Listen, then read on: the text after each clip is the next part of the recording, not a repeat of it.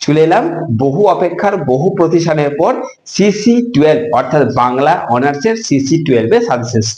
দেখো তোমরা একটা জিনিস মাথায় রাখবে, অনার্স বা পাস সাজেশনস তৈরি করাটা মুখের কথা নয়। অর্থাৎ আমি কিছু একটা ভিডিওতে বলেছি যে তৈরি করা এমন কোনো ব্যাপার নয়, আমি নিজেই বলছি যে সাজেশনস যখন তৈরি করতে বসি তখন আমাকে এটা ভাবতে হয়, কারণ এই সাজেশনস দেখো এইটার উপর ভরসা করে কিন্তু তোমরা এক্সাম দিতে যাচ্ছ। এরকম অনেক স্টুডেন্টস রয়েছে, অনেক স্টুডেন্টস অ্যাকচুয়ালি অনার্সদের স্টুডেন্টসদেরকে ইউটিউবে একটু কম ঘাটা উচিত, তোমাদের বেশি করে একটু পড়া উচিত। ওকে, কারণ তোমরা সত্যি করে তোমরা একটা স্পেশাল, মানে জেনারেলদের থেকে তোমরা একটু হলো স্পেশাল। এই জন্যই বলবো কারণ তাদের তুলনায় তোমাদের চাপটা বেশি। 2 নম্বর কথা হচ্ছে যে স্যার আপনি তো বললেন যে আমরা অনার্স, আমাদের ইউটিউবে নাকি সার্চ করাটা একটু কম করা উচিত, কিন্তু আমি তোমাদের হয়ে আরেকটা কথা বলছি, তোমাদের কাছে উপায়ও নেই।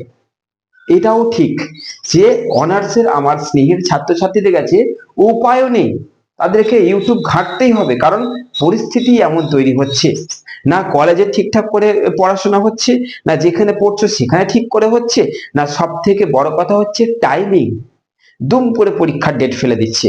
তো এই জন্যে তোমাদেরকে কিচ্ছু না করে বাধ্য হয়ে তোমাদেরকে আসতে হচ্ছে ইউটিউবে। আর যদি চলে আসছো আমার এখানে, তাহলে তো আমার দায়িত্ব, চিন্তা করার কিছু নেই। আমি আছি আমার অনার্সের ছাত্রছাত্রীদের সঙ্গে, আমি চেষ্টা করব। বাংলা হয়ে গেল, এবার হিস্ট্রি পলিটিক্স এগুলো দেওয়ার আমি চেষ্টা করছি। তো এবার চলে আসি, তোমাদের মাত্র 12 থেকে 13টা প্রশ্ন রেডি করে দিয়েছি। এই 12 থেকে 13টা প্রশ্ন ভালো করে শুনবে ঠিক কিভাবে তৈরি করছি। অর্থাৎ আমি বেশিরভাগ কোশ্চেন্স এর মধ্যে অর রেখেছি। অর মানে কি বলতো, এইটা যদি না আসে এইটা আসবেই, এরকম তোমাদের করে দিয়েছি। তাই তোমাদের এই কোশ্চেন গুলোকে একটু ধ্যান দিয়ে দেখা উচিত, একটু ভালো করে একটু বিচার বিশ্লেষণ করি। চলো শুরু করে দিই আমার স্নেহির আদরের ছাত্রছাত্রীদের জন্য বাংলা অনার্স CC12 পেপারের গুরুত্বপূর্ণ সাজেশন দেখে নাও।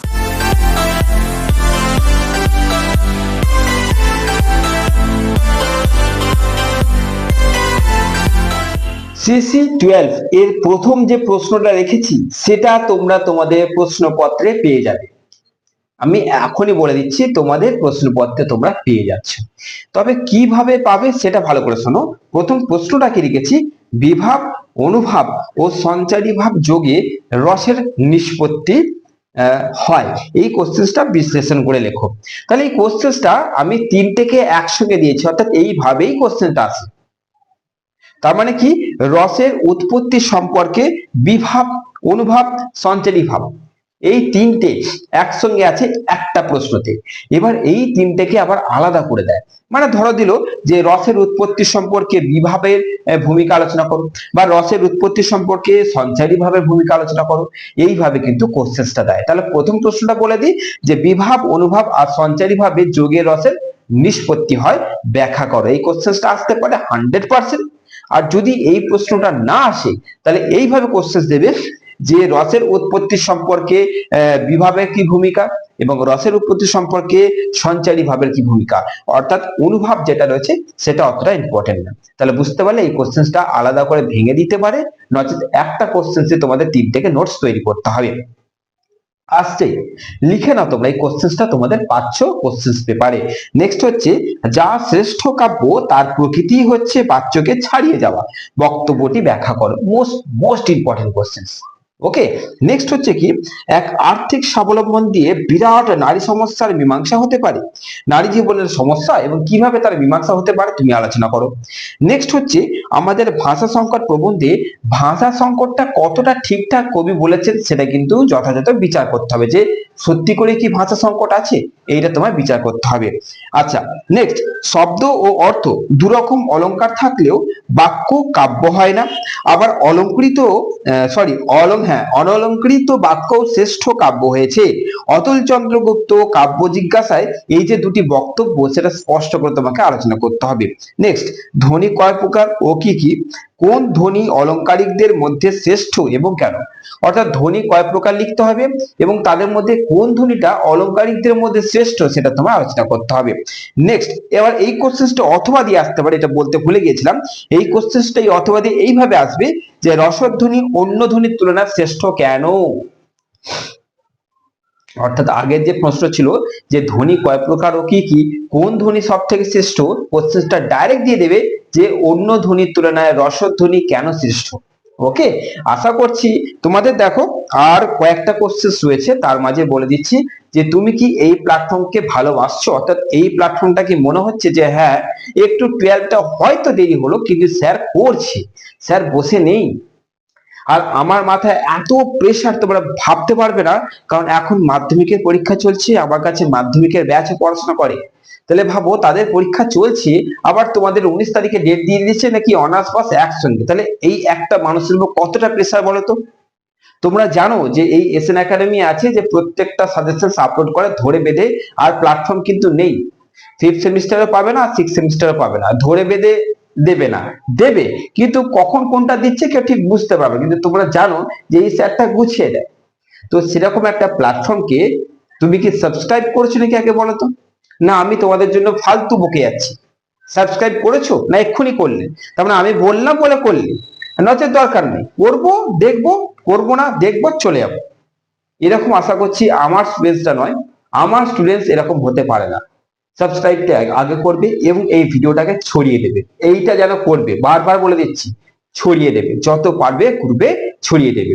চলো তোমাদের জন্য নেক্সট প্রশ্ন সিসি 12 থেকে কি রয়েছে, 7 নম্বর, এই অবস্থায় কোন মুখে বলিব যে হিন্দুর সহিত মুসলমানদের বিবাদ। এখানে হিন্দু মুসলমানদের সহযোগের যে চিত্র সেটা নিজের ভাষা লিখতে হবে, হিন্দু আর মুসলমানদের মধ্যে বিবাদ নেই, সহযোগের যে চিত্র রয়েছে সেটা তোমায় তুলতে হবে। আর এই কোশ্চেনটা ঠিক এইভাবে ঘুরিয়ে দেবে, পুরো প্রশ্নটা বলছি না কিন্তু স্টার্টিং এইভাবেই থাকবে, জানবে ওইটাই এই প্রশ্নটা কি বলতো, যে যাহা হোক মুসলমানগণ হিন্দুর সহিত, পুরো প্রশ্নটা বললাম না, এই কোশ্চেনটা যদি দেয় এইভাবেই দেবে, স্টার্টিং এইটাই হচ্ছে ওই প্রশ্ন যেটা এক্ষুনি বললাম। ওকে, চলো নেক্সট প্রশ্ন হচ্ছে, উদাহরণ সহযোগে বস্তুধ্বনি, রসধ্বনি ও অলংকার ধ্বনির মধ্যে পার্থক্য আলোচনা করে। এই তিনটে ধ্বনির মধ্যে পার্থক্য দেবে, তিনটে ধ্বনির মধ্যে তুমি রসধ্বনি আর বস্তু ধ্বনিটা বেশি করে করবে, এটা বেশি ইম্পর্টেন্ট। আচ্ছা, তারপরে 9 নম্বর, অলংকার শাস্ত্রে দেহাত্মবাদীদের এবং রীতিবাদীদের বক্তব্য আলোচনা করো। দেহাত্মবাদী ও রীতিবাদীদের বক্তব্য আলোচনা করো, এর মধ্যে ইম্পর্টেন্ট কি, রীতিবাদী। নেক্সট, খাঁটি ব্রত আর শাস্ত্রীয় ব্রত অনুষ্ঠানের যে প্রক্রিয়া তাদের পার্থক্য আলোচনা করো, অর্থাৎ প্রক্রিয়ার মধ্যে কি পার্থক্য রয়েছে সেটা তোমায় লিখতে হচ্ছে। নেক্সট চলে যাচ্ছি 11 নম্বর, পরের ধরনের পোদ্দারি করা হয়েছে যখন বাংলা ভাষা চিরকালের বদভ্যাস, এটা মূল ভাব আলোচনা করতে হবে। নেক্সট, জোড়াতালি দিয়ে দুই দিকই বজায় রাখার চেষ্টা, সেটাই আজকালকার মানুষের বাঁচার উপায়। এই যে বক্তব্যটা জীবনের বৈপরীত্যের যে ছবি মানে ফুটিয়ে তুলেছে সেটা আলোচনা করতে হবে। এবং লাস্ট প্রশ্ন হচ্ছে আমার স্নেহের ছাত্রছাত্রীদের জন্য কি আছে না, সবার ওপর চরম প্রভুত্ব করেছে ক্লাইভ স্ট্রিট, এই যে লেখকের এমন মনোভাবের কারণ ব্যাখ্যা করো। এই হচ্ছে সিসি 12 এর আমার স্নেহের ছাত্রছাত্রীদের জন্য বাংলা অনার্সের লাস্ট পেপারের সাজেশনস। কারণ আমি তোমাদের ডিএসসি 1 দিয়ে দিয়েছি, ডিএসসি 2 দিয়ে দিয়েছি, সিসি 11 দিয়ে দিয়েছি, সিসি 12 মধ্যে আপলোড হয়ে গেছে। যদি তোমরা ওই পেপার পেয়ে না থাকো, এই সাজেশনস এর ডেসক্রিপশন বক্সে আমি কিন্তু লিঙ্কগুলো দিয়ে দিচ্ছি, তোমরা দেখে নেবে। এরপরে তোমাদের 2 মার্কসের সাজেশন খুব তাড়াতাড়ি আপলোড হতে চলেছে। ভালো থেকো, সুস্থ থেকো, যত পারবে ছড়িয়ে দাও, কারণ আমি মানে কি আমার দিন রাত এখন খাওয়া দাওয়া সব উড়ে গেছে, আমি যতটা পারছি মেনটেন করছি নিজেকে যাতে তোমাদের জন্য কন্টিনিউ করতে পারি। তোমরা লক্ষ্য করে দেখবে একদিনে 4-5টা করে ভিডিও আমি আপলোড করছি, ভালো করে লক্ষ্য করে দেখবে একদিনে।